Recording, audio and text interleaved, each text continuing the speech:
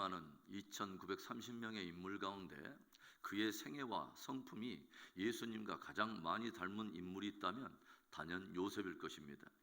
특별히 우리는 요셉의 생애를 네 벌의 옷으로 정리할 수가 있을 거예요. 요셉이 제일 먼저 입었던 옷은 채색 옷입니다.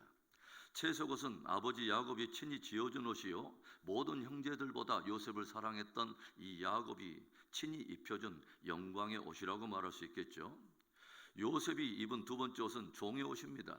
형제들에 의해서 채색 옷이 벗겨진 요셉은 노예로 팔려서 결국 애굽에서 오랜 동안 종살이를 하게 된 것입니다. 요셉이 입은 세 번째 옷은 죄수의 옷입니다. 억울하게 누명을 쓰게 된 요셉이 죄수의 옷을 입고서 감옥에서 오랜 고난의 시간을 보내게 되죠. 그리고 요셉이 입은 마지막 옷은 총리의 옷입니다. 죽음을 방불하는 깊은 고난의 터널을 빠져나오면서 요셉은 마침내 애굽의 총리가 돼서 당대 중동의 패권을 장악하고 있는 애굽 사내의 모든 인생을 다스리는 통치자가 된 것이죠. 여러분, 제가 방금 여러분에게 이 말씀드린 요셉의 이야기를 들으면서 어떤 분의 생애와 깊이 연결되지 않습니까? 바로 예수님 말입니다. 예수님은 하나님이 친히 입히신 채색 옷의 영광을 입으신 분입니다. 하나님과 동등된 분으로서 하늘의 모든 영광을 가지신 분이라는 거죠. 그런데 그 예수님이 채색 옷, 곧 하늘의 영광을 벗으시고 이 땅 가운데 오셔서 기꺼이 종의 삶을 사십니다. 그리고 죄가 없으신 분이로되 모든 인생들의 죄악의 짐을 지신 주님은 죄인이 되어 십자가에 달려 죽으십니다.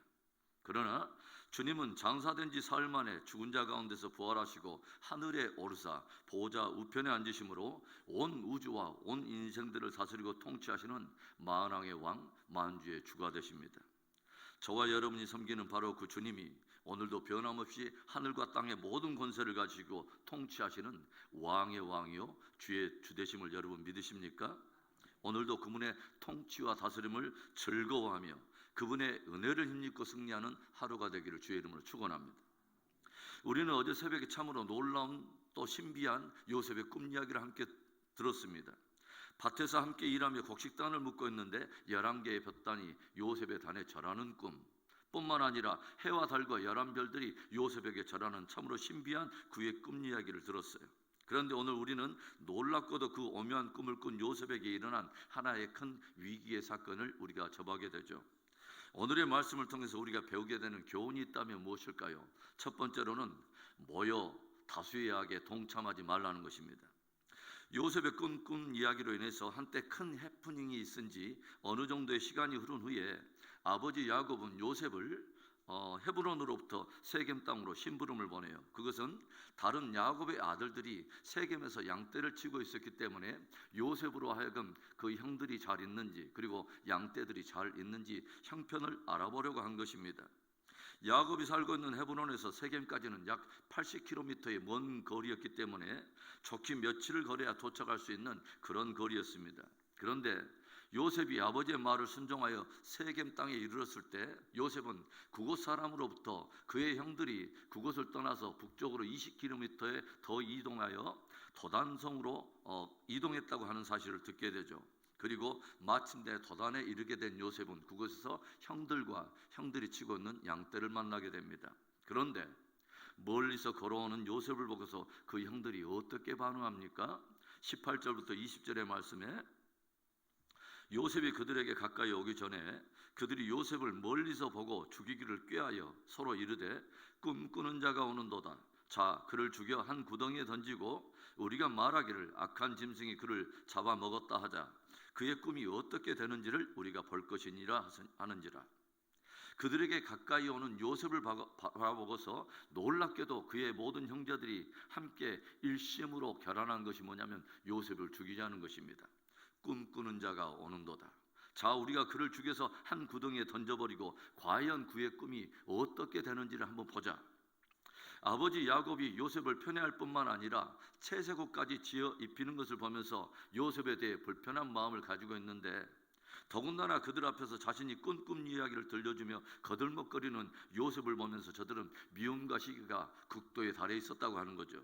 그런데 마치 아버지가 계시지 않는 이곳 도단에 요셉이 홀로 나타난 것입니다.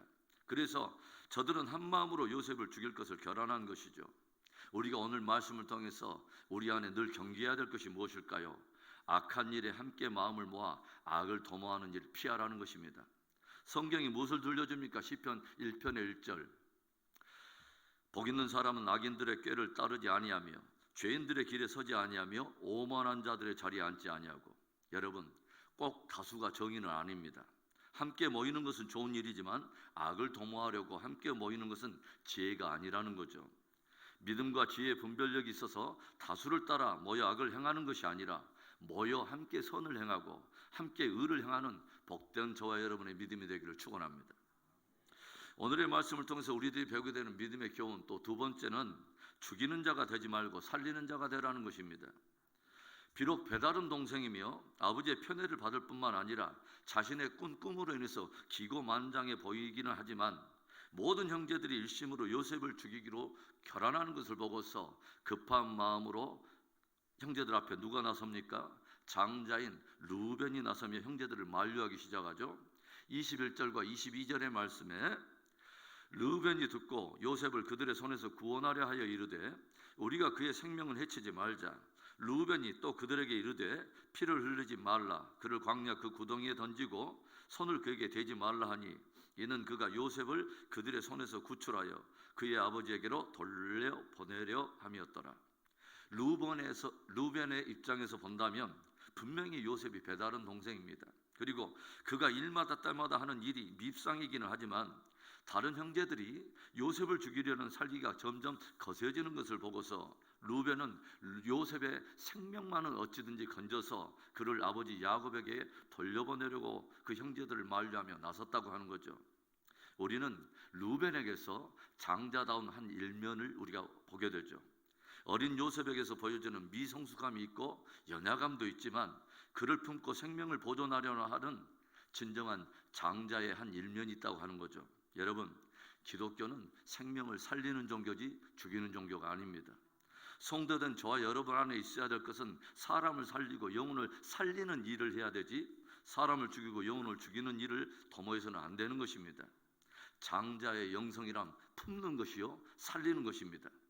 오늘도 저와 여러분이 죽이는 도구가 아니라 품고 살리는 생명의 통로, 회복의 통로로 쓰임받는 복된 하루가 되기를 축원합니다.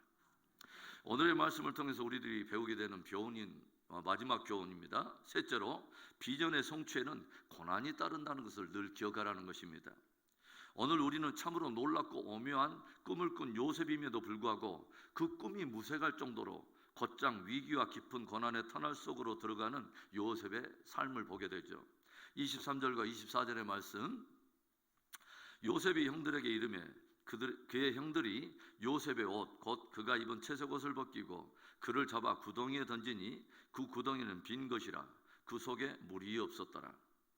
크고 위대한 꿈을 주시고 참으로 원대한 비전을 주시는 하나님께서 왜 그 꿈을 꾸고 비전을 품고 있는 자들을 기꺼이 황량한 광야를 지나게 하시고 깊은 고난의 터널을 통과하게 하시는지 우리는 그분의 깊은 이유와 섭리를 우리는 다 알 수는 없어요. 모세로 하여금 광야를 통과하게 하시고 기름 부음 받은 다윗을 광야에 내던지시며 사울의 추적 속에 깊은 고난의 시간을 기꺼이 통과하게 하시더라고 하는 거죠. 왜 하나님은 요셉에게 화려한 꿈을 주신 후에 곧장 그의 채색 옷을 벗겨내시고 종의 옷, 노예의 옷을 기꺼이 입도록 하시는 것일까요?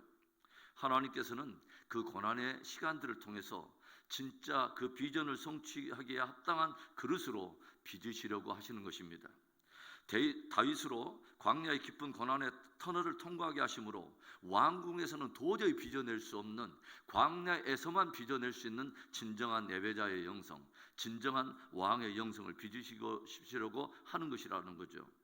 요셉으로 하여금 고난의 여정을 통과하게 하심으로 자신에게 주어질 그 힘과 권위로 자신의 욕망을 채우고 자신의 영광을 드러내는 사람이 아니라 자신에게 주어질 그 축복으로 형제들을 사랑하고 사람들의 생명을 살릴 진짜 큰 그릇, 진짜 총리의 그릇, 진짜 채색옷의 영광을 누리게 합당한 그릇으로 빚고자 하셨다고 하는 것입니다.